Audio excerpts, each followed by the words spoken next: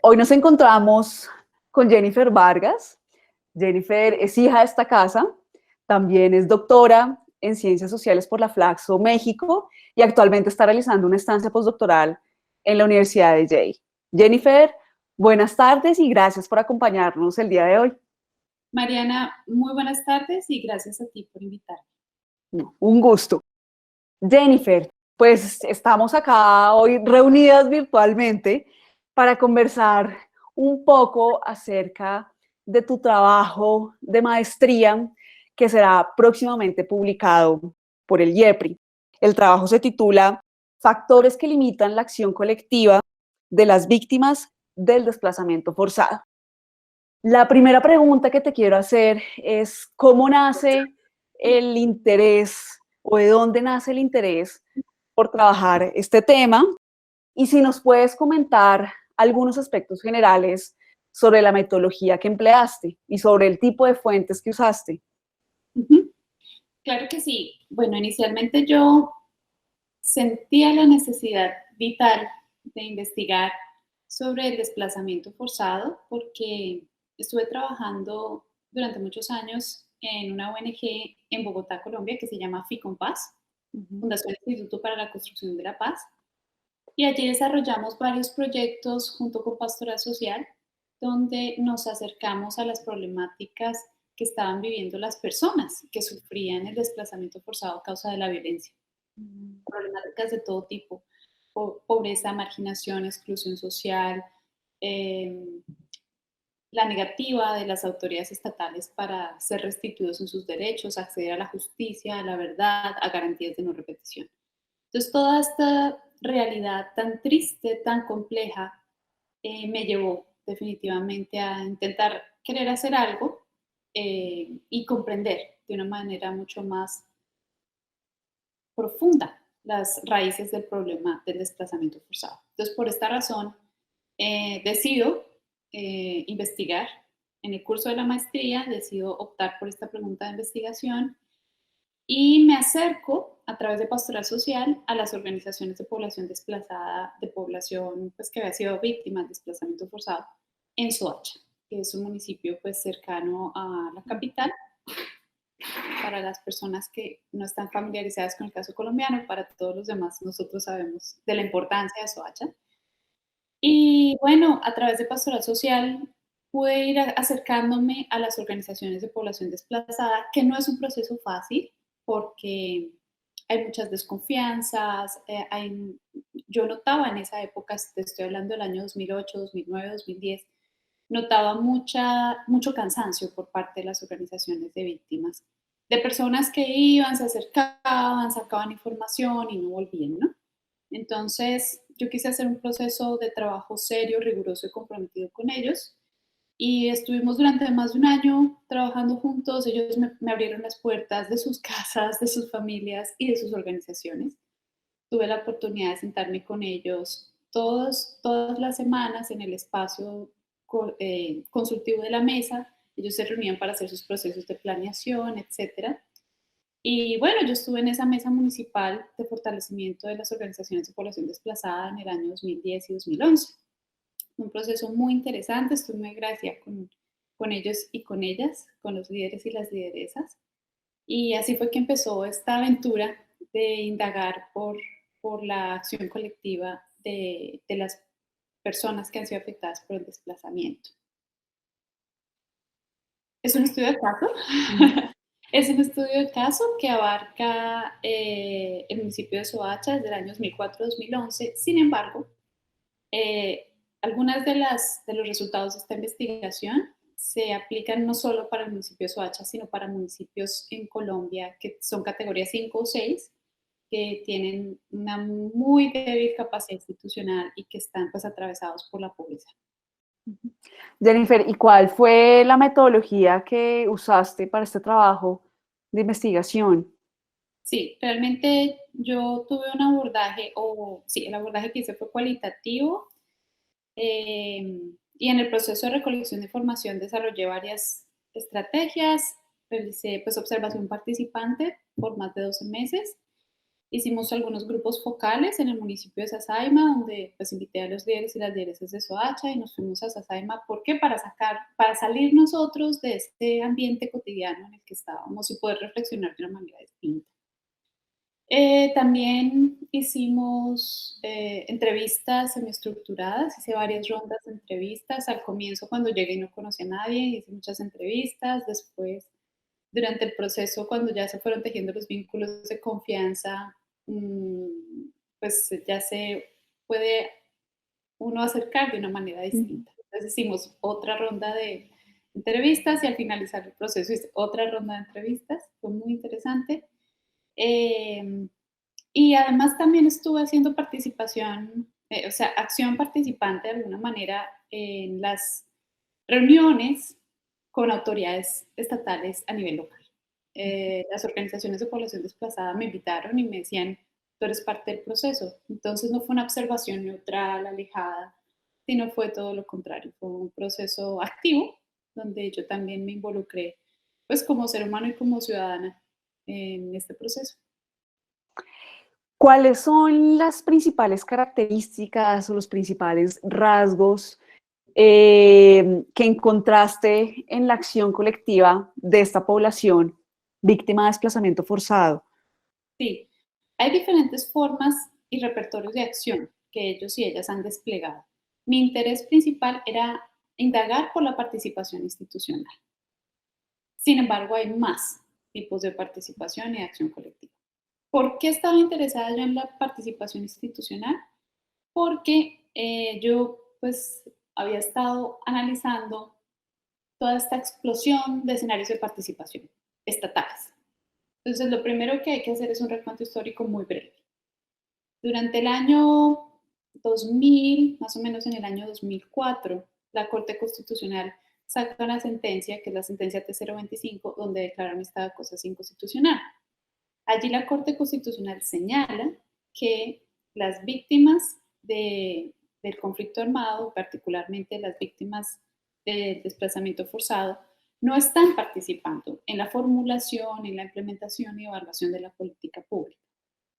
Y que se requiere que el Estado, a nivel central y a nivel descentralizado, cree espacios para que las víctimas participen y puedan ejercer su derecho y puedan influir en la política pública.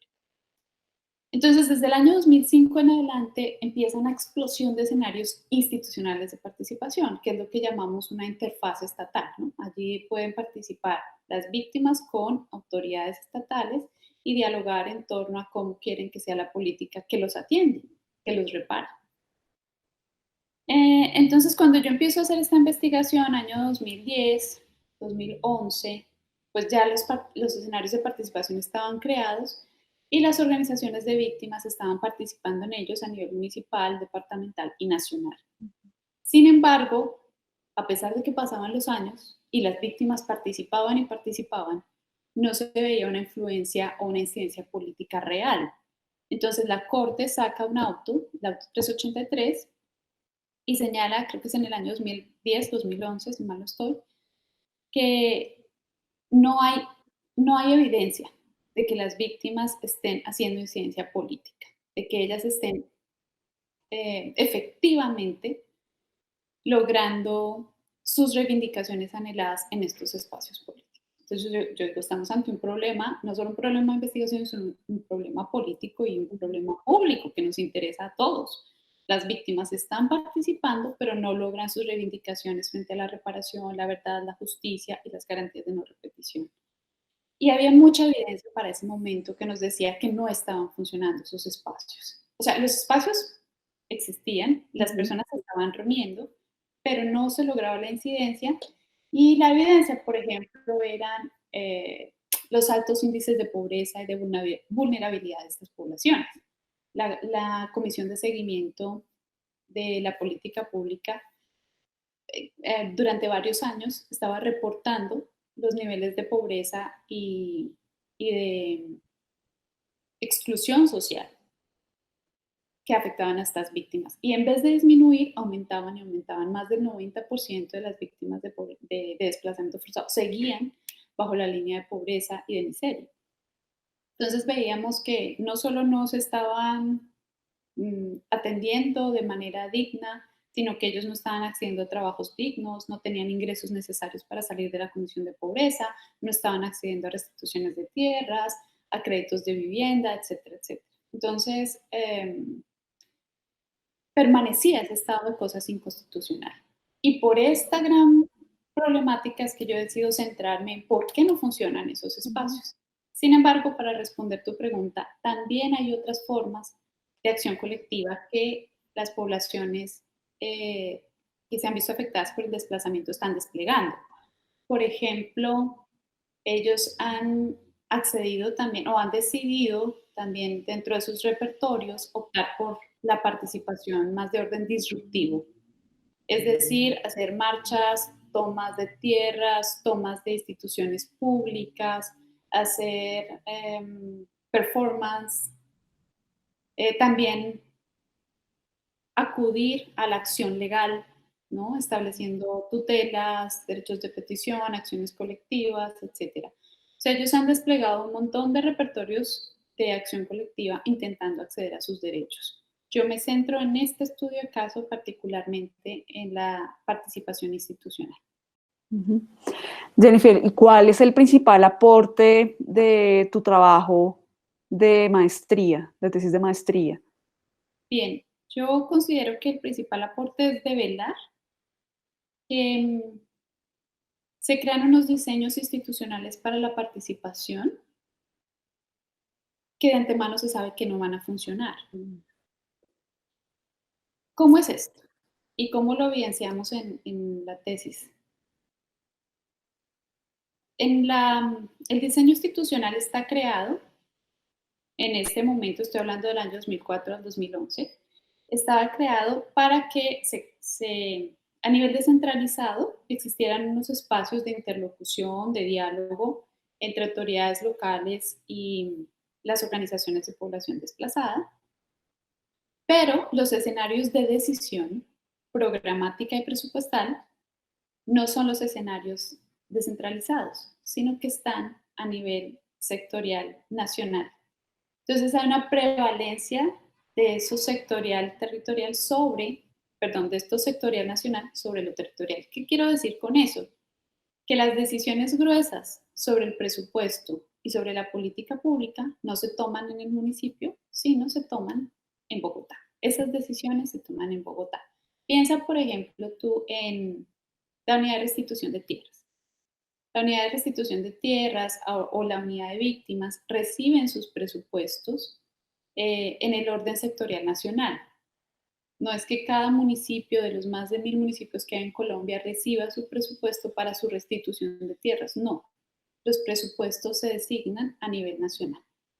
Entonces, las políticas las implementan estas instituciones del nivel nacional de manera más, bueno, con criterios técnicos, pero también discrecionalmente, ¿no? Y no llega de una manera igual a todos los municipios del país. Cuando yo analizo el caso de Soacha, lo que vemos es que efectivamente llevaban muchos años participando, más de 6, 7 años participando, pero sus condiciones de vida, las condiciones de vida de las organizaciones de población desplazada, de las familias desplazadas, no habían cambiado en lo absoluto. Entonces yo les preguntaba, ¿ustedes por qué invierten esfuerzos, tiempo, energía? Semana tras semana vienen y se sientan en este espacio, van a los comités con los alcaldes, van a las reuniones con la UAO, en ese momento, ¿no? Ya este sistema institucional ha cambiado. Y no consiguen lo que quieren. Y ellos me decían, bueno, Jennifer, nosotros somos conscientes de que esto no está funcionando, de que no estamos logrando lo que queremos, pero por lo menos estamos haciendo una lucha para que nos reconozcan como interlocutores válidos. Entonces, cuando tú me preguntas cuál es el aporte de esta investigación, es mostrar que en municipios categorías 5 y 6, que son pobres, que no cuentan con la infraestructura institucional para responder a las demandas de las víctimas y responder a la reparación integral de sus derechos, estos escenarios de participación no estaban funcionando porque el diseño estaba hecho para que tú participas, él participa, ella participa, otros deciden. Así podría resumirlo yo para que nos quede mucho más claro. Hay un segundo factor en estos diseños institucionales creados para que nada funcione.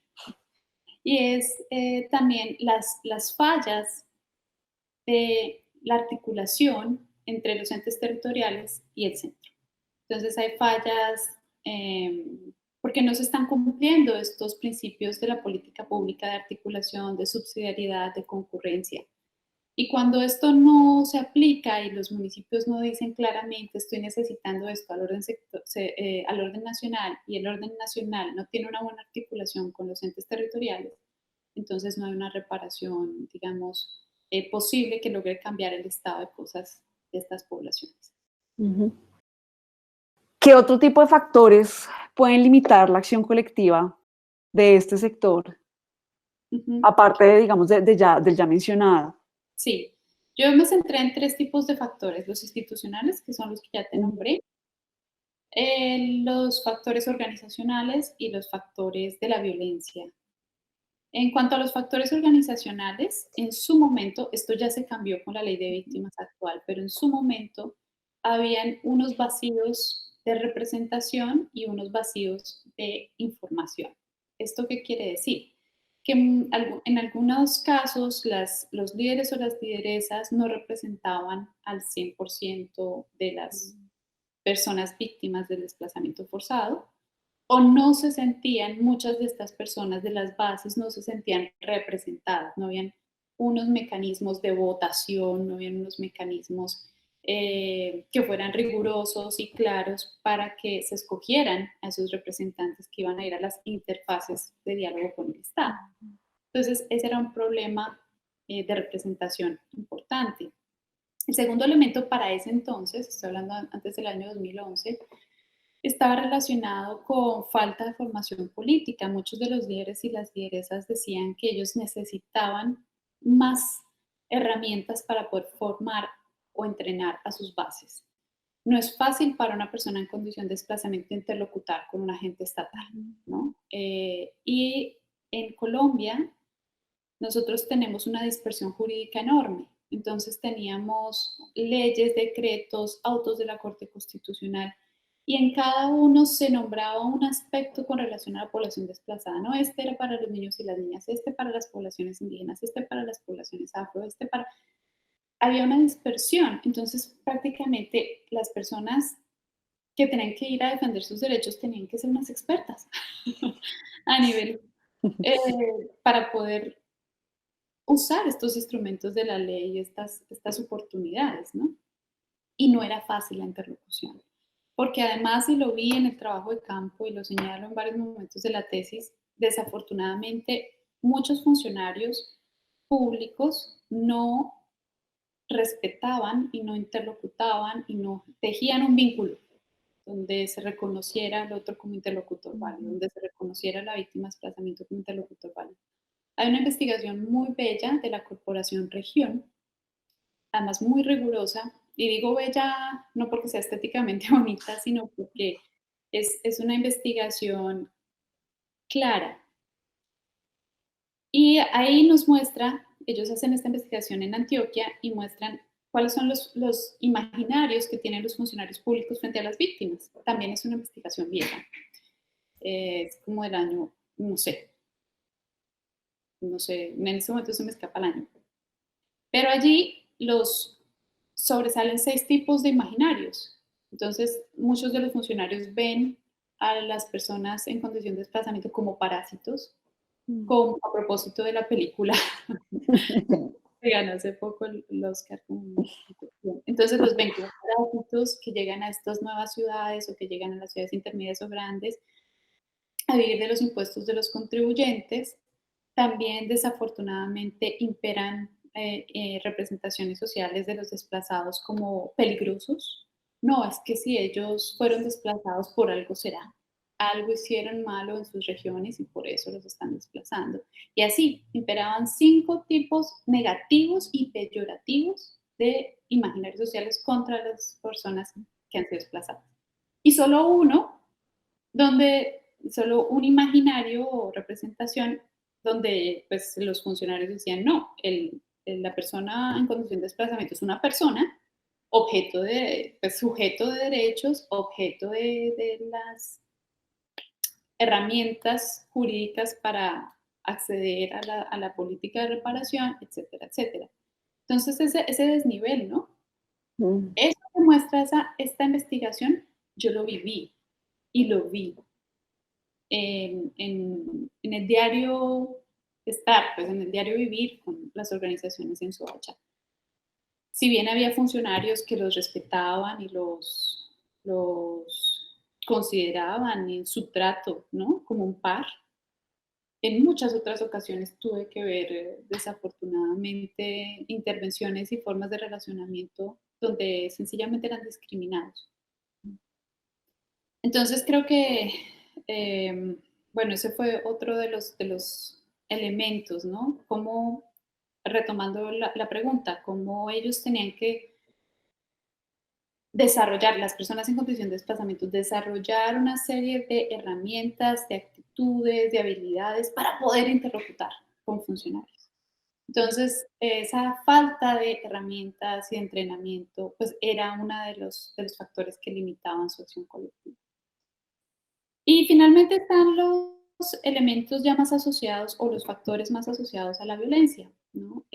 Lo que está pasando ahorita del asesinato a líderes sociales, los homicidios contra líderes sociales, también ocurría en esa época, estoy hablando de hace ya 10 años, ¿no? Es una problemática que está, que ha sido permanente, que ha sido constante en Colombia. Y lo que yo evidencio en la tesis, en esa investigación, es precisamente que los homicidios, las amenazas contra líderes y lideresas de población desplazada no solo los afectan a ellos de manera individual, a sus familias, sino que además, y esto es muy grave, tiene efectos sobre la vida organizativa y comunitaria. A nivel organizativo, en muchos casos se desestructuran completamente las organizaciones. Por ejemplo, el caso de Agromujer. Ellas eran un grupo de mujeres y sus familias que accedieron a una tierra, desarrollaron un proyecto productivo y varias de las personas de la junta directiva de esa organización fueron asesinadas. Entonces la organización se vino abajo y quedó desestructurada. Yo considero que este este es un problema que viene de larga data en nuestro país y que no hemos investigado a fondo, no hemos sistematizado a fondo no solo las vidas que hemos perdido a causa de esta violencia contra los líderes y las lideresas, sino todos los efectos a nivel familiar, comunitario y organizacional que esta violencia ha traído, ¿no? Em, y eso también nos genera el otro lado de la moneda y es, a su vez, cómo las organizaciones han venido resistiendo, renaciendo como el ave fénix. Por más que los violentos intentan silenciar sus voces, ellos siguen organizados, ellos siguen renaciendo, siguen en una lucha, ¿no? Colectiva, a pesar de esta violencia que intenta aniquilar toda voz de cambio posible. Jennifer, una pregunta de cierre. Eh, ya han pasado algunos años desde que pues, se finalizó este trabajo, este proyecto. ¿Qué hubieras hecho diferente? Eso por una parte. Y por la otra, ¿qué tanto ha cambiado ese panorama de la acción colectiva de la población víctima de desplazamiento forzado? Ujú. Bien, puedo empezar respondiéndote la segunda pregunta, ¿qué tanto ha cambiado?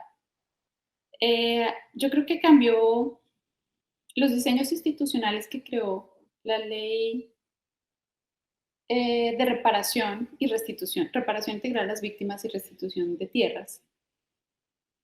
Los cambios han sido para mejorar. O sea, varios de los vacíos que yo había identificado en el año 2010 y 2011 se subsanan posteriormente con esta nueva ley y con sus decretos reglamentarios. Por ejemplo, ¿qué aspectos? Se crean unas reglas de juego claras para elegir a los representantes de las organizaciones que van a ir a la interfaz estatal. Se crean también unos mecanismos para garantizar la comunicación de abajo hacia arriba al interior de las organizaciones, pero también de arriba hacia abajo, ¿no? Cómo se intenta que a nivel nacional, a nivel departamental y a nivel municipal haya una conexión entre las personas que están participando y las decisiones que se toman. Eso mejoró un poco en temas de comunicación y en temas de representación. ¿Qué vacíos persisten?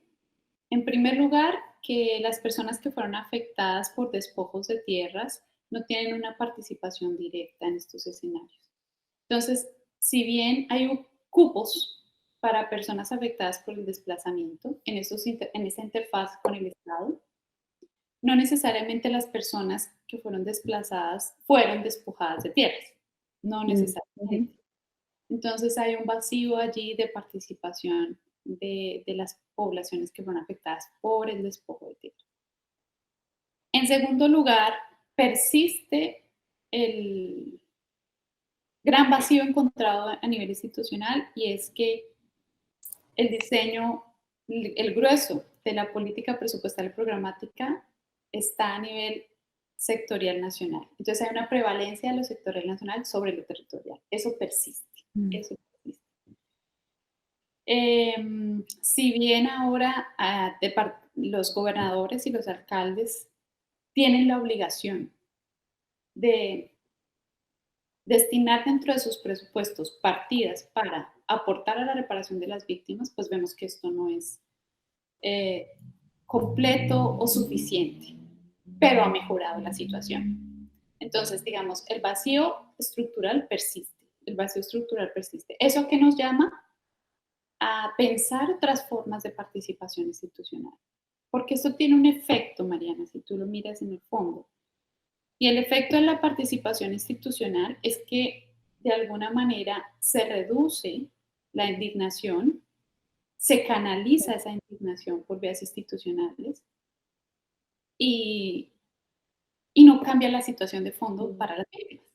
Entonces, si vemos las últimas cifras, las víctimas siguen en situaciones de pobreza y marginalidad extrema. No, muchas de ellas, más de la mitad de las solicitudes de restitución de tierras fueron rechazadas.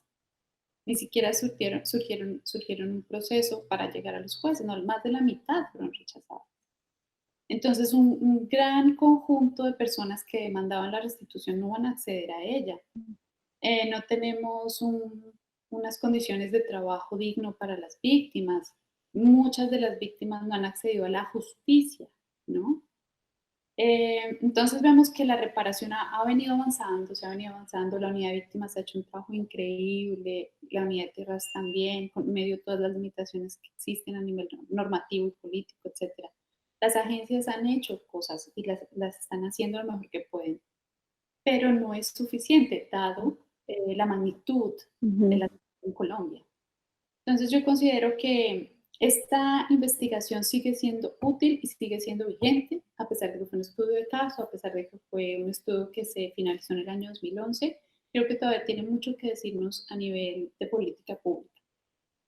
A nivel académico también, y ahí te respondo la segunda pregunta, ¿qué hubiera hecho diferente? Me hubiera gustado hacer una comparación con otros casos, no necesariamente a nivel subnacional, no necesariamente en Colombia, sino investigar cómo es la participación de víctimas de desplazamientos forzados en otros países y ver qué respuestas se están dando, cómo se crean los diseños institucionales, cómo es la violencia o no, etcétera, etcétera. Eso me hubiera gustado para ampliar un poco más la capacidad analítica en un ejercicio como este. Jennifer, muchas gracias por tu tiempo, por concedernos esta conversación y bueno, pues a cuidarse mucho. Sí, gracias. En esta época de coronavirus, que además las víctimas de los líderes sociales están siendo nuevamente victimizados, ¿no? Ni siquiera en este momento de tragedia mundial. Hay una tregua, exactamente. Terrible, terrible, sí. Pues nada, Mariana, muchísimas gracias por invitarme y bueno, esperemos que las y los estudiantes, profesores y comunidad del IEPRI pues vean utilidad en este proceso, en este estudio.